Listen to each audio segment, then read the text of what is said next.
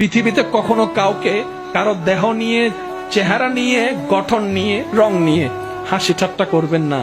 কে দেখতে কেমন, তার রবের তাকে যেমন দেখতে সুন্দর লেগেছে, তার রব তাকে তেমনই বানিয়েছে। সুবহানাল্লাহ। যার চোখে, আপনার চোখে, আমাদের চোখে যাকে অসুন্দর লাগে, রব যদি বলে আমার বান্দার আমি যেমন মন চাই তেমন বানাইছি, তুই বলার কে? সেদিন তো আমাদের কোন উত্তর।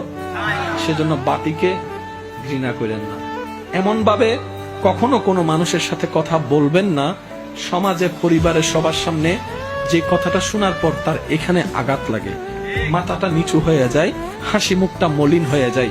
মনে রাখবেন, 1000 বছরের ইবাদত এই 1 সেকেন্ডে আল্লাহ নষ্ট করে দেয় যখন বান্দার মনে অন্যায়ভাবে আঘাত দেওয়া হয়। আল্লাহ আমাদের সবাইকে নেক পথের জীবনের সাথী হয়ে চলার তৌফিক দান করুন।